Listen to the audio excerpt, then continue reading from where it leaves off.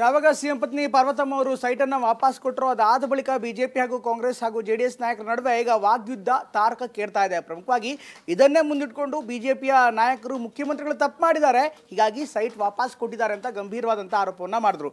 ಅತ್ತ ಮುಖ್ಯಮಂತ್ರಿಗಳೇ ನೇರವಾಗಿ ಅಖಾಡಕ್ಕಿಳಿದು ತಮ್ಮ ನಿರ್ಧಾರವನ್ನು ಅಥವಾ ತಮ್ಮ ಪತ್ನಿಯ ನಿರ್ಧಾರವನ್ನು ಸಮರ್ಥನೆ ಮಾಡಿಕೊಂಡ್ರು. ಜೊತೆಗೆ ಈ ನಿರ್ಧಾರ ಅವರ ವ್ಯಕ್ತಿಗತವಾಗಿರುವಂಥದ್ದು, ಸ್ವಂತ ನಿರ್ಧಾರ, ನನ್ನನ್ನು ಕೇಳಲಿಲ್ಲ, ಅವರ ಘನತೆಯನ್ನು ಮುಂದಿಟ್ಟು ಈ ನಿರ್ಧಾರವನ್ನು ಮಾಡಿದ್ದಾರೆ ಅಂತ ಕಾಂಗ್ರೆಸ್ ನಾಯಕರು ಕೂಡ ಮುಖ್ಯಮಂತ್ರಿಯವರ ಬೆಂಬಲಕ್ಕೆ, ಅವರ ಕುಟುಂಬದ ಬೆಂಬಲಕ್ಕೆ ನಿಂತಿದ್ದಾರೆ.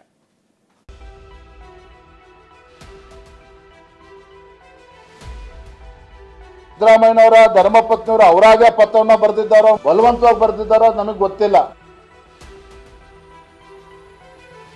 ಏನು ತಪ್ಪೇ ಆಗಿಲ್ಲ ಅಂತಿದ್ರು, ಮತ್ತೀಗ ವಾಪಸ್ ಕೊಡೋದ್ರ ಮುಖಾಂತರ ಅಕ್ರಮ ಆಗಿದೆ ಅನ್ನೋದು ಒಂದು ರೀತಿಯಲ್ಲಿ ಒಪ್ಕೊಂಡಂಗೆ ಆಗ್ತದೆ. ಅಯ್ಯೋ ನನ್ನ ಗಂಡ ನನ್ನ ಜೀವನದಲ್ಲಿ 30 ವರ್ಷದಲ್ಲಿ ಎಂದೂ ಸಹ ಒಂದು ತಪ್ಪು ಮಾಡಿರಲಿಲ್ಲ, ದಯವಿಟ್ಟು ಇದರಿಂದ ನಮ್ಮನ್ನು ಪಾರ್ ಮಾಡಿ ಅಂತ ಹೇಳಿದ ತಕ್ಷಣ ಬಿಟ್ಟು ಬಿಡ್ತೀರಾ ಕಳ್ಳನ್ನ?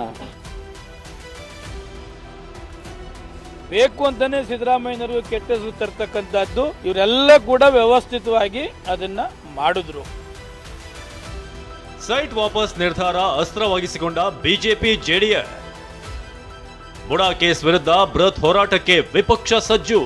ಸಿದ್ದರಾಮಯ್ಯ ರಾಜೀನಾಮೆಗೆ ಆಗ್ರಹಿಸಿರೋ ದೋಸ್ತಿ ಪಡೆ ಸೈಟ್ ಕೊಟ್ಟಿದ್ದು ಭ್ರಷ್ಟಾಚಾರಕ್ಕೆ ಆಧಾರ ಅಂತ ರಾಜ್ಯಾದ್ಯಂತ ಅಭಿಯಾನ ನಡೆಸಲಿದ್ದಾರೆ. ಇದಿಷ್ಟೇ ಅಲ್ಲದೆ ರಾಷ್ಟ್ರೀಯ ಮಟ್ಟದಲ್ಲಿ ಸುದ್ದಿಗೋಷ್ಠಿ ನಡೆಸಿ ಪ್ರತಿಭಟನೆಗೆ ಚಿಂತನೆ ನಡೆಸಲಾಗಿದೆ. ಮುಡಾ ಸೈಟ್ ವಾಪಸ್ ಕೊಟ್ಟಿರೋದೇ ರಾಜಕೀಯ ಹೈಡ್ರಾಮಾ ಅಂತ ವಿಜಯೇಂದ್ರ ಆರೋಪಿಸಿದ್ದಾರೆ. ಸಿದ್ದರಾಮಯ್ಯನವರ ಧರ್ಮಪತ್ನಿಯವರು ಅವರಾಗೆ ಪತ್ರವನ್ನು ಬರೆದಿದ್ದಾರೋ ಮೂಡಾಗ ವಾಪಸ್ ಸೈಟ್ ಕೊಡ್ತೇನೆ ಅಂತ ಹೇಳಿ ಬಲವಂತವಾಗಿ ಬರೆದಿದ್ದಾರೋ ನಮಗೆ ಗೊತ್ತಿಲ್ಲ. ಇನ್ನಾದರೂ ತಮ್ಮ ಬಂಡತನವನ್ನ ಬಿಟ್ಟು ಇಷ್ಟೊಂದು ಕಳಂಕವನ್ನು ಹೊತ್ಕೊಂಡಿರ್ತಕ್ಕಂಥ ತಾವುಗಳು ಇಷ್ಟೊಂದು ಆರೋಪಗಳನ್ನು ಹೊತ್ಕೊಂಡು ಇವತ್ತು ಆರೋಪಿ ಸ್ಥಾನದಲ್ಲಿ ನಿಂತಿರ್ತಕ್ಕಂಥ ಗೌರವಾನ್ವಿತ ಮುಖ್ಯಮಂತ್ರಿಗಳು ಸಿದ್ದರಾಮಯ್ಯನವರು ತತ್ಕ್ಷಣ ತಮ್ಮ ಸ್ಥಾನಕ್ಕೆ ರಾಜೀನಾಮೆಯನ್ನು ಕೊಡಬೇಕು ಅನ್ನುವ ಆಗ್ರಹವನ್ನು ಮಾಡ್ತಾ ಇದ್ದೇನೆ. ಸೈಟ್ ವಾಪಸ್ ಕೊಡೋಕೆ ಮುಂದಾಗಿರೋದ್ರಿಂದ ಅಕ್ರಮ ಒಪ್ಪಿಕೊಂಡಂತೆ ಆಯ್ತು ಅಲ್ವಾ?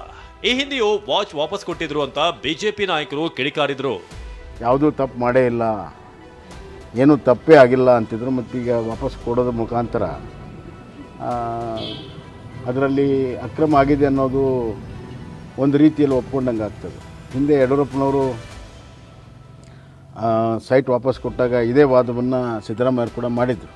ರಾಜೀನಾಮೆ ಕೊಟ್ಟು ನಿಷ್ಪಕ್ಷಪಾತವಾದಂಥ ತನಿಖೆಗೆ ಅವಕಾಶ ಮಾಡಿಕೊಡ್ಬೇಕಾಗಿತ್ತು. ಆದರೆ ಅವರು ಅಧಿಕಾರಕ್ಕೆ ಅಂಟಿಕೊಂಡು ಅಧಿಕಾರಕ್ಕೆ ಜೋತು ಬಿದ್ದು ಬಂಡತನವನ್ನು ಪ್ರದರ್ಶನ ಮಾಡಿದ. ಇನ್ನು ಕೇಂದ್ರ ಸಚಿವ ಕುಮಾರಸ್ವಾಮಿ ಮಾತನಾಡಿ ಕಳ್ಳತನ ಮಾಡಿದ ಮೇಲೆ ಬಿಡೋಕೆ ಆಗುತ್ತಾ ಅಂದ್ರು. ಯಾಗಿದೆ ಅಂದ್ರೆ ಪಾಪ ಇಬ್ರು ಗಂಡ ಹೆಂಡತಿ ಇರ್ತಾರೆ, ಯಾವುದೋ ಒಂದು ಸಂಕಷ್ಟಕ್ಕೆ ಒಳಗಾಗಿ ಇಲ್ಲ ಏನೋ ಒಂದಾಗಿ ಗಂಡ ಎಲ್ಲೋ ಕಳ್ಳತನ ಮಾಡ್ಕೊಂಡ್ ಬಂದ್ಬಿಡ್ತಾನೆ, ಎಲ್ಲ ದೋಚ್ಕೊಂಡು ಪೊಲೀಸ್ನವ್ರಿಗೆ ಸಿಗಾಕೊಂಡ್ಬಿಡ್ತಾರೆ.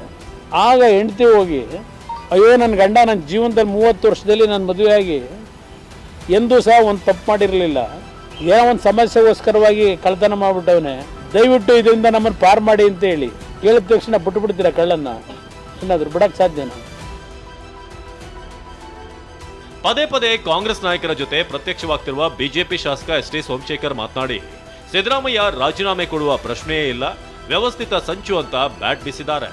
ಬೇಕು ಅಂತಾನೆ ಸಿದ್ದರಾಮಯ್ಯನವರು ಕೆಟ್ಟ ಹೆಸರು ತರ್ತಕ್ಕಂಥದ್ದು, ಅವರ ಧರ್ಮಪತ್ನಿಗೂ ಕೆಟ್ಟ ಹೆಸರು ತರ್ತಕ್ಕಂಥದ್ದನ್ನ ಇವರೆಲ್ಲ ಕೂಡ ವ್ಯವಸ್ಥಿತವಾಗಿ ಅದನ್ನ ಮಾಡಿದ್ರು.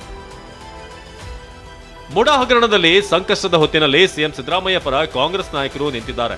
ಕೇಂದ್ರದಿಂದ ತನಿಖಾ ಸಂಸ್ಥೆಗಳನ್ನ ದುರುಪಯೋಗ ಮಾಡಿಕೊಳ್ತಿದ್ದಾರೆ, ಮಾನಸಿಕ ಆಘಾತದಿಂದ ಸೈಟ್ ವಾಪಸ್ ಕೊಟ್ಟಿದ್ದಾರೆ ಅಂತ ಕಾಂಗ್ರೆಸ್ ನಾಯಕರು ಹೇಳಿದ್ರು. ಹೌದಪ್ಪ, ನಮಗೆ ಈ ಸೈಟ್ ಬೇಡ, ಇಷ್ಟೊಂದು ನೀವು ಗೊಂದಲ ಮಾಡೋದಿದ್ರೆ ನಮ್ಮ ಯಜಮಾನರಿಗೆ ರಾಜಕೀಯವಾಗಿ ನೀವು ತೊಂದರೆ ಮಾಡ್ತಾ ಇದ್ದೀರಾ, ಅದಕ್ಕೆ ನನಗೇನು ಬೇಕಾಗಿಲ್ಲ ಅಂತ ಹೇಳಿ ಅವರು ಸರೆಂಡರ್ ಮಾಡಿದ್ದಾರೆ. ನೋಡಿ, ಹೈಕಮಾಂಡ್ ಅವ್ರ ಜೊತೆಗಿದೆ, ಮಂತ್ರಿಮಂಡಲ ಅವ್ರ ಜೊತೆಗಿದೆ, ಶಾಸಕರೆಲ್ಲ ಅವ್ರ ಜೊತೆಗಿದ್ದೇವೆ, ನಮ್ಮ ಕಾರ್ಯಕರ್ತರೆಲ್ಲ ಅವ್ರ ಜೊತೆಗಿದ್ದಾರೆ.